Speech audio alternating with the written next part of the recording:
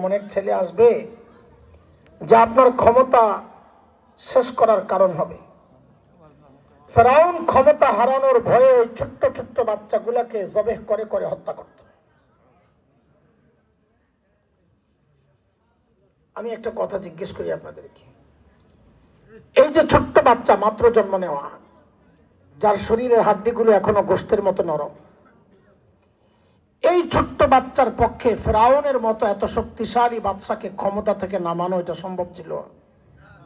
তো ফেরাউন এত ভয় পেত কেন? কারণটা হচ্ছে এটা আল্লাহর দুনিয়া পরিচালনার একটা সিস্টেম।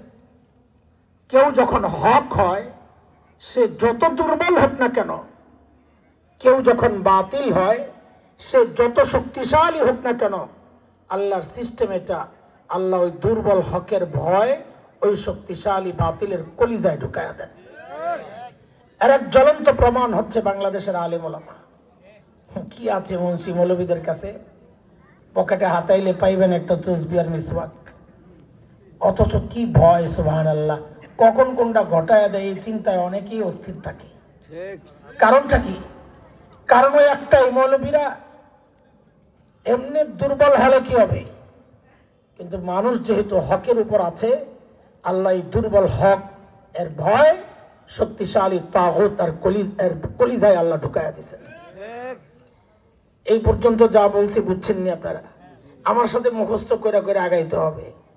আমি কিন্তু ক্লাস করি, ক্লাস বাচ্চাদেরকে যেভাবে পড়াই মাদ্রাসায়, বয়ানও আমি ওইভাবেই করি।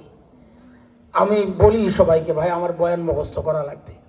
আমি শুরু থেকে শেষ পর্যন্ত যা বলবো আমি এক লাইনে কথা বলতে থাকবো, এলোমেলো না ইনশাআল্লাহ। আমিও চাই আপনারা কথা মুখস্থ করতে করতে আগাবেন ইনশাআল্লাহ। ঠিক আছে ইনশাআল্লাহ? যারা মুখস্থ করে শোনাইতে পারবে বয়ানের শেষে তাদেরকে এই আমরা মেহমানদারি করাবো ইনশাআল্লাহ। হ্যাঁ, পড়া না পড়লেও দিব ইনশাআল্লাহ।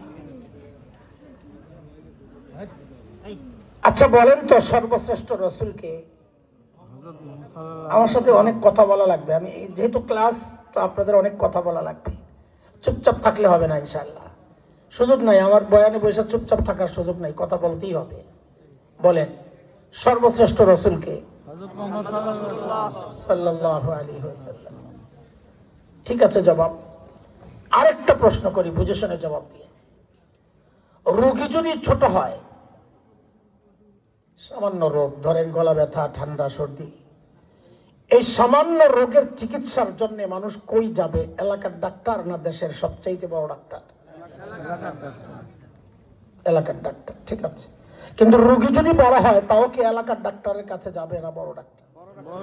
কত বড় রোগী যত বড়, মানুষ ডাক্তারও তালাশ করবে তত বড়। কথা ঠিক? এই দুইটা প্রশ্ন যে করেছে আর জবাব আপনারা দিয়েছেন সঠিক, এই দুই জবাবকে একসাথে করে তৃতীয় একটা কথা আমরা বের করছি।